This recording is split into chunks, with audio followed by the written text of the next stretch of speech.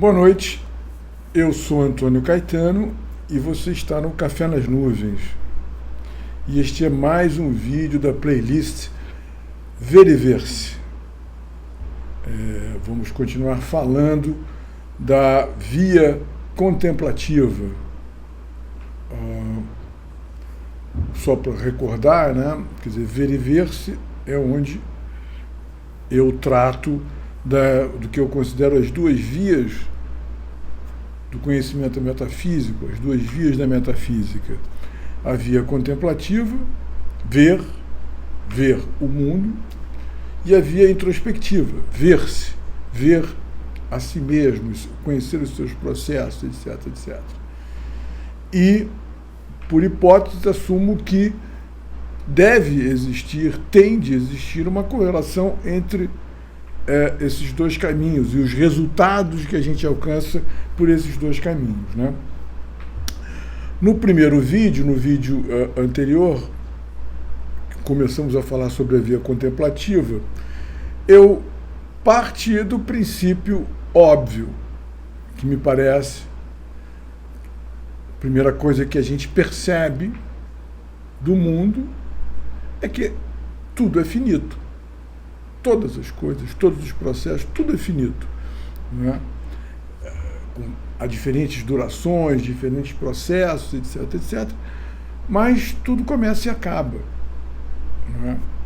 Essa percepção, acho que é a primeira percepção nossa, né? Enfim, já em criança, em bebê, a gente percebe isso, né? E daí a gente extrai um dualismo óbvio, né? Quer dizer, um princípio dualista, né? De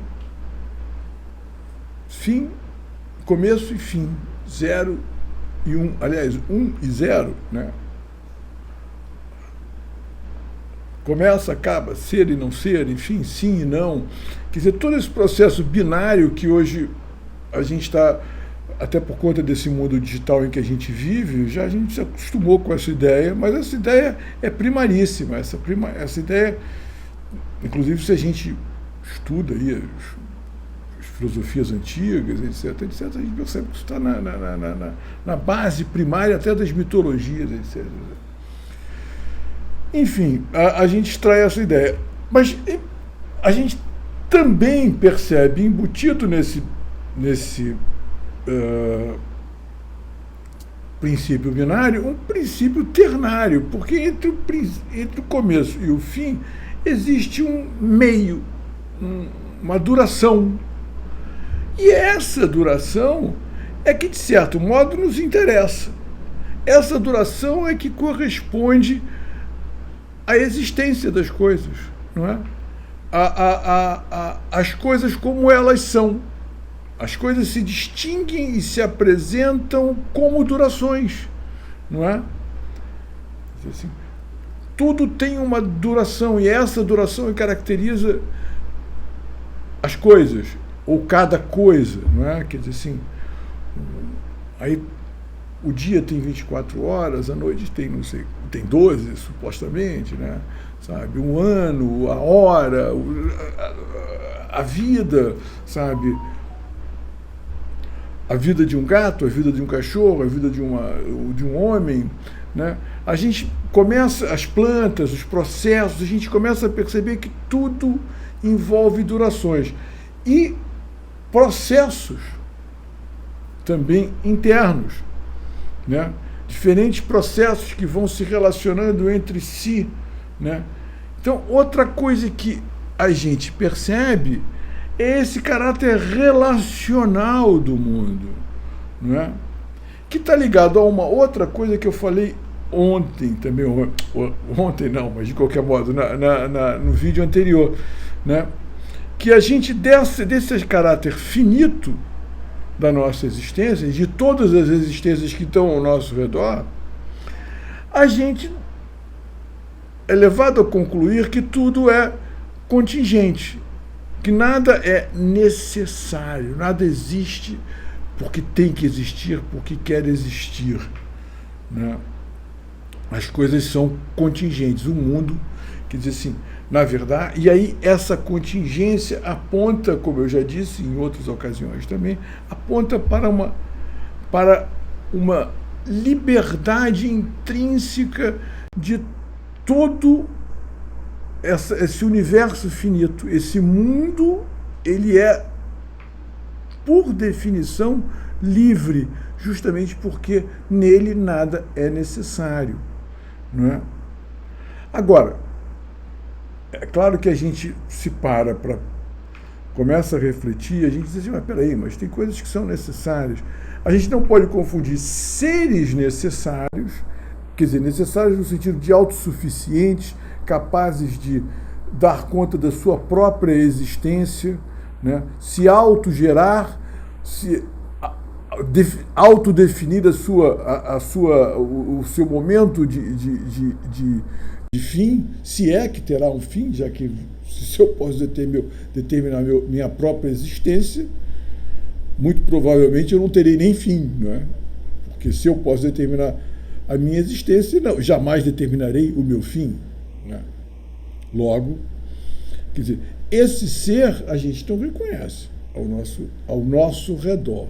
Quer dizer assim, então não há um ser necessário. O que não significa que não existam processos necessários como condição de outros processos, e aí entramos nesse aspecto que eu disse, que é o aspecto relacional, onde tudo se encadeia de uma tal maneira, numa mútua dependência, que, digamos, dá uma aparência de necessidade ao que, na verdade, é uma belíssima relação de mútua dependência entre todos os elementos desse mundo, né? De tal maneira que aí já digamos, no desenvolvimento intelectual um pouco mais avançado, a gente começa a duvidar que a gente possa falar em hierarquias, ou pelo menos em hierarquias que impliquem numa autoridade de uma coisa sobre a outra. Porque se há essa relação, essa íntima dependência tão forte, quer dizer, e aí, digamos, tão necessária, não é? Quer dizer assim, fica difícil você dizer que este é maior do que aquele se todos precisam estar trabalhando juntos para que algo aconteça, não é? Ou pelo menos se vislumbra essa hipótese, né, que vai aparecer, claro, na hora em que a gente vai organizar um mundo para viver em sociedade, né? Porque há uma tendência a enxergar uma hierarquia, não é? O Deus Sol, não é? Porque, vamos dizer assim, o Sol, as forças da natureza que a gente não compreende muito bem, quer dizer, então essa compreensão de um mundo puramente relacional, interdependente e com uma hierarquia, vamos dizer assim, muito mais horizontal do que vertical, isso vai se desenvolvendo aos poucos, né? À medida em que a gente vai conhecendo melhor o mundo, não é? Mas é justamente, quer dizer, que estávamos falando daquele princípio binário, sim e não, 0 e 1, começo e fim, né? Que ele implica ou traz, quando ele se desdobra, quando ele se abre a uma análise mais profunda, ele se revela um princípio ternário, na medida em que você tem aquilo que eu falei, que é o que define as coisas, que é a existência, a duração. Entre o começo e o fim, você tem uma duração. A essa duração que a gente atribui à existência, a gente também atribui à vida. A vida é uma duração. E é isso que, digamos, é para onde converge o nosso maior interesse, o nosso olhar. né?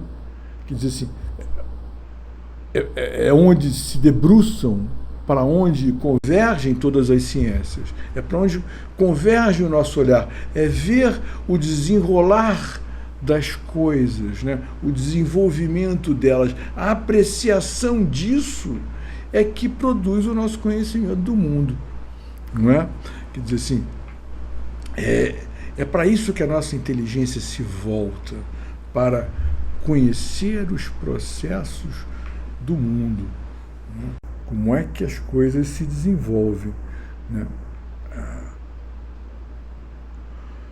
Enfim, eu tinha uma coisa aqui que me escapou agora, exatamente sobre isso, sobre essa questão da vida como sendo o centro do nosso interesse, né? Quer dizer assim, é onde... sim! Eu ia falar de Aristóteles, né? Porque é muito interessante, porque, por um lado, e aí a gente vai chegar nos conceitos básicos de Aristóteles, que estão até hoje orientando o nosso pensamento, tá? Porque vocês vejam, quando a gente observa, né, uma vida, aqui eu estou diante, eu não vou mexer a câmera, mas eu estou diante aqui de uma, vou trazer para vocês verem, eu trouxe para cá para mim, para ficar de frente para mim o dia inteiro. É uma orquídea. Uma orquídea que eu comprei numa feira de orquídeas que teve aqui no... A gente chama aqui, a morador antigo do Catete, chama do Palácio do Catete, mas hoje é o Museu da República. Eles de vez em quando fazem umas feiras, aí fizeram uma feira de orquídeas, eu comprei lá umas mudinhas, aí comprei essa daqui, e era tudo muito caro, então eu comprei o que havia de mais barato. Aí essa aqui deu umas flores, aí parou uns anos aí, há muito tempo que ela não dava flor. E eu cuido delas, eu tenho aqui minha florestinha, eu não fico muito preocupado se as coisas vão dar flor, se não vão dar flor, eu cuido delas do melhor que eu posso e deixo elas existirem da melhor maneira que elas puderem, me aturando, né? E assim vamos, eu e minhas plantas. Aí ela nasceu aqui, eu trouxe ela aqui para eu poder contemplá-la, né? Enfim, essa contemplação, quer dizer assim, por um lado, o que eu tenho aqui com essa orquídea? Eu tenho esta orquídea, na sua absoluta singularidade, né? Mas, por outro lado, e que ela é absolutamente única, né? Como eu sou único, como você é único, como tudo é único, inclusive como consequência da nossa... Veja, tudo está muito ligado à nossa contingência. O fato de a gente é único por conta da nossa contingência. Eu não era necessário, eu não sou necessário para este mundo, né? Mas, à medida que eu me manifesto como uma coisa absolutamente única. Ela ali também. Mas, por outro lado, a minha inteligência, aí entra Aristóteles, né? A minha inteligência me leva a abstrair dessa orquídea todos os aspectos, vamos dizer, singulares dela. Eu destaco ponho à parte esses aspectos singulares e deixo que apenas o desenho, o contorno, aquilo que é o mais geral dela, permaneça num esqueminha mental que eu digo, isto é uma orquídea tal. As orquídeas tais são assim, assim, assim, assim, assado. A despeito de poderem ser mais assim, mais assado, etc, etc. Elas têm um conjunto de características comuns, né? Aí nós vamos criando essas espécies, né? Quer dizer, gêneros, espécies e os exemplares singulares, né? Então a gente fica nessa nossa observância, né? No nosso exercício de observação da vida, entre esse êxtase com a exuberante singularidade de todas as coisas e essa atenção medida para aquilo que é mais genérico, que já é um olhar mais analítico, é um olhar mais científico, não é? Sabe? E isso vai gerar, inclusive, questões profundíssimas, né? Questões profundíssimas, né? Para quem gosta, né? Por exemplo, eu acho que é a principal oposição que a gente vai ter entre Duns Scott e Tomás de Aquino, por exemplo, que a principal oposição que, em geral, se enxerga, acredito eu, não é? Mas isso é um assunto para mais adiante. Por enquanto a gente está... Não interessa para a gente isso. Quer dizer assim, nomes, filosofias, interessa o que a gente pode extrair dessa observância, adorei essa palavra, observância do mundo, não é? Pô, já lá se vão 16 minutos. Enfim, né? Temos aqui já um princípio binário, temos, derivado desse princípio binário, um princípio ternário que nos empurra para aquilo que nos interessa, que é a duração das coisas, que é, por sua vez, também um princípio definidor do ser enquanto tal. Ser é durar, já vimos isso em outro lugar, lá em Descartes, né? Mas isso é transparente para nós quando observamos o mundo, né? Se torna uma coisa muito clara, que ser é durar, não tem muito mistério, né? E tudo, essa duração é determinada pela finitude de todas as coisas. Essa finitude também determina não só a liberdade, como a singularidade de todas as coisas. E é nisso que está a beleza. A beleza que tanto nos encanta e às vezes nos assusta, né? É isso, já falei bastante, eu acho que a gente pode ficar por aqui. Talvez amanhã eu volte ainda a via contemplativa. Eu estou falando de improviso, ainda não escrevi nada, sabe? Então, por isso que eu digo, talvez amanhã eu volte ainda com a via contemplativa. Não sei se tem muito mais coisa, mas você vê, a gente vai falando de improviso assim e vão saindo coisas, né? Quer dizer assim, talvez tenha mais coisas a se dizer, talvez ainda não mais, talvez em outra oportunidade a gente acrescente. Eu queria começar a escrever sobre isso, né? Senão amanhã falo um pouco da via introspectiva. Eu quero falar também, tem um assunto que está me mobilizando e angustiando, é como nós vimos no final do Meditando com Descartes, a gente pôde produzir um modelo novo ou alternativo, um modelo cognitivo alternativo a partir daquelas meditações. Eu andei refletindo sobre isso e vi que ele pode ser, aquele que está proposto pode ser aprimorado e aprofundado, e eu estou querendo falar disso. Mas eu não estava querendo falar sobre dois assuntos ao mesmo tempo, entendeu? Mas talvez fale, sabe? Talvez fale. Sabe? Vamos ver o quanto rende esse ver e ver-se. Acho que é uma obra em progresso. A gente começa aqui falando, escreve lá alguma coisa, escreve o que der para escrever e vai acrescentando coisa ao longo do tempo, conversando, etc, etc, né? Porque eu acho que esse é o grande barato do web livro. Ele nunca está definitivamente editado. Então é isso, boa noite e até amanhã.